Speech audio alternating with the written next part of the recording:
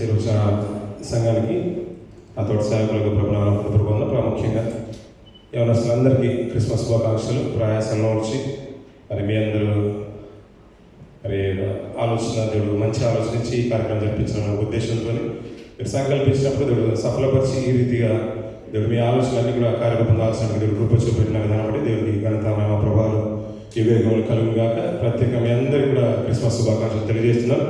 పిల్లలు ఒక మంచి మాట పరిశుద్ధ గ్రంథంలో చెప్పుడు చూస్తూ ఉంటా. ఆయన యొక్క పుట్టుకనే ఆశ్చర్యం అనిపిస్తుంది. ఎందుకంటే ఆయన ఆశ్చర్యకరుడు అంటాడు. ఆశ్చర్యకరుడు, బలవంతుడు దేవుడు, నిత్యుడు తండ్రి అని మాట్లాడుతుంటాం. ఎందుకు ఆశ్చర్యకరుడు అంటే ఆయన ఎన్నో విషయాల్లో మనం ఆశ్చర్యంగానే కనిపిస్తూ ఉంటుంది. తన తల్లి గర్భం ధరించిన అది ఆశ్చర్యంగానే ఉంటుంది. ఎందుకంటే పరిశుధాత్మ ప్రేరేపణతో పరిశుధాత్మ కమ్ముకున్నప్పుడు గర్భం ధరించింది. ఆయనకు స్థలం లేని సందర్భాన్ని మనం చూస్తూ ఉంటాం. ప్రసవించిన తర్వాత ఆయన పొద్దుగుడ్డలతో చుట్టబడి పశువుల తొట్టులకి పరుండబెట్టడం మనం చూస్తూ ఉంటాం. ఇదంతా కూడా ఒక ఆర్భటంగా కనిపించిన, అంటే మనం ఆర్భటించిన, కానీ ఆయనకు అడుగడుగున అవమానమే దక్కింది.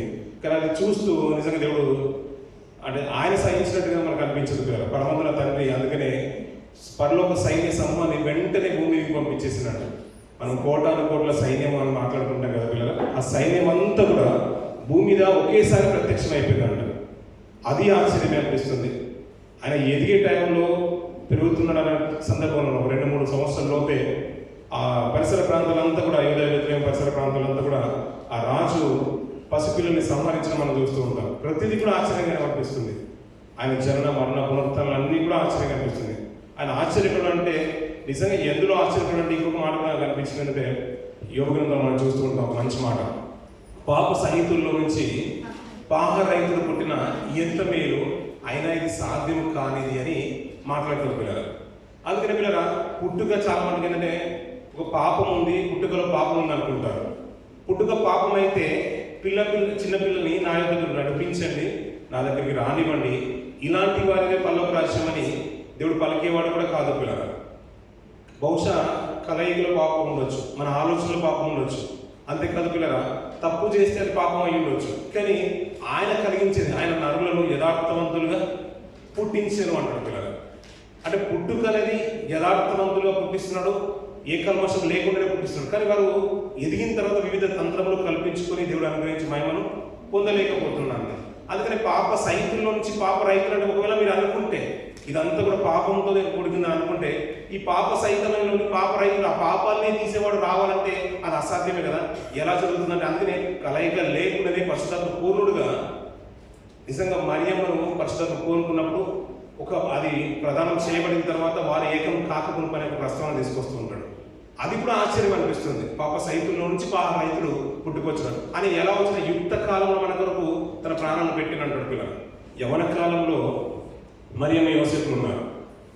ఆ నిందని ప్రతిసారి అది చెప్పడానికి నేను ఇష్టపడుతూ ఉంటాను. బైబిల్ గ్రంథంలో ఎక్కువగా ప్రేమించే వారు ఎవరు ఉన్నారంటే మనకు కొన్ని పాత నిబంధనల గ్రంథంలోకి వెళ్తే ఒక వ్యక్తి కనబడుతుంటాడు. తన భార్యను ఎక్కువగా ప్రేమించిన వ్యక్తి ఎవరు కనబడతారండి? పాత నిబంధనల గ్రంథంలో తన భార్యను ఎక్కువగా ప్రేమించిన వ్యక్తి కనబడతారు. ఎవరు కనబడతారు? అబ్రాహాం కనబడ్డారు మీకు. ఇంకెవరు కనబడతారు? యాకోబు గురించి మనం గొప్పగా మాట్లాడుకుంటాం. ఎన్నేళ్ళు కొలువు చేశాడంటే ఇంచుమించు 14 ఏళ్ళు కొలువు చేశాడు. ఎవరి కొరకు? ప్రేమించిన అమ్మాయి కొరకు 14 ఏళ్ళు దాసత్వం చేశాడు పిల్లలు. 7 ఏళ్ళు కొలువు చేశాడు, తన మామ మోసం చేశాడు. అయ్యా ఇలా చేసామంటే పెద్దదానికి పెళ్లి చేయకుండా చిన్నదానికి పెళ్లి చేయం కాబట్టి మరేడికి 7 సంవత్సరాలు కొలువు చేస్తాడు.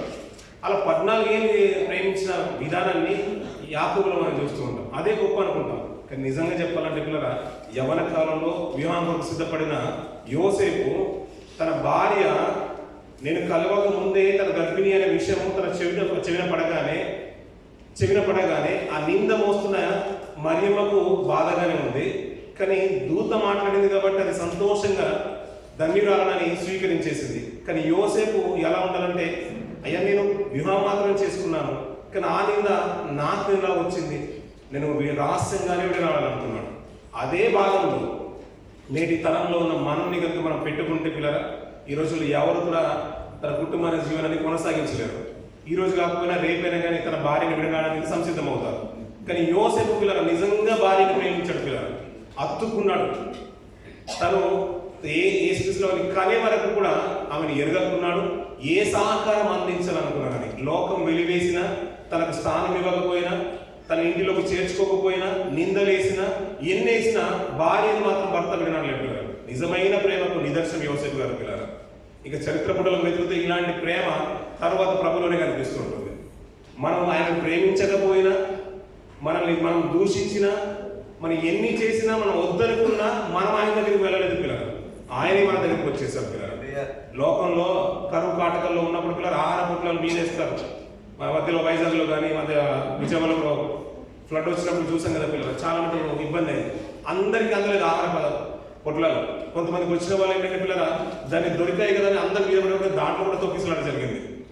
అది అందుతుందో లేదో అని అందరు ఆశతో ఉన్నారు. కొన్నే వచ్చేసాయి. కానీ ఒకవేళ నా దగ్గరికి మీరు వస్తారో రారో, నీతిగా బ్రతికితే వస్తారో రారో అని ఆయన సాక్షాత్తు పరమందును విడిచిపెట్టుకొని ఈ లోకంలోకి వచ్చేసారు పిల్లలు. యుక్త కాలంలో మనం యవనస్తులుగా మాట్లాడుకుంటాం కదా, యవనస్తులు క్రిస్మస్ అంటాం కదా. ప్రేమించే విషయంలో, తన భార్యను ప్రేమించే విషయంలో యోసేపును చూసి నేర్చుకోవాలి. తన భర్తను ప్రేమించే విషయంలో మరియమ్మను చూసి నేర్చుకోవాలి. ఆ నింద వచ్చినా నా భార్య ఏమనుకుంటున్నా అంటే నా భర్త ఏమనుకుంటున్నాడు అని ఎంత రగిలిపోయినా యథార్థంగా తనతో సంసార జీవితాన్ని కొనసాగించింది.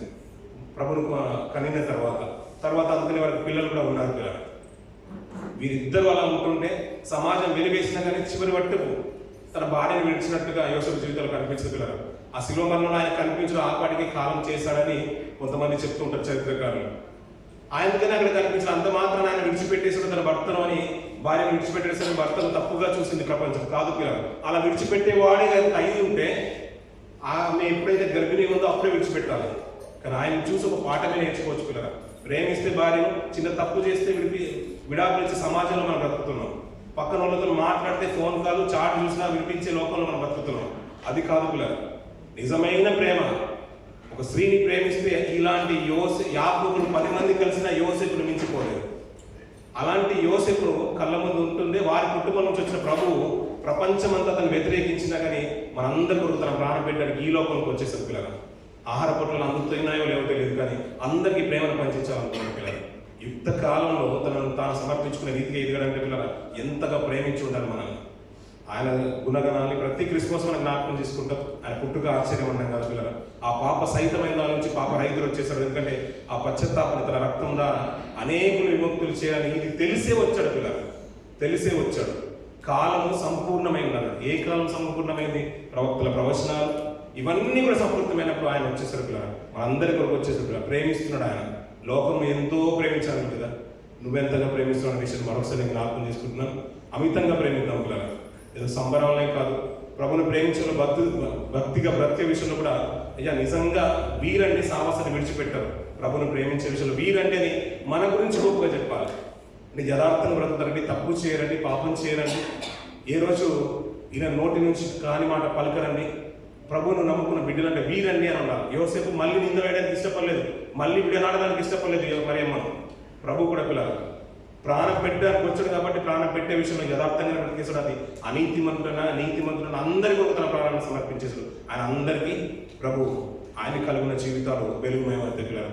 క్రిస్మస్ దినంలో ఆయన స్వీకరిద్దాం, మనస్ఫూర్తిగా ఆయన భక్తిగా కొలుద్దాం పిల్లలు. కొద్ది మాటలు దీనికి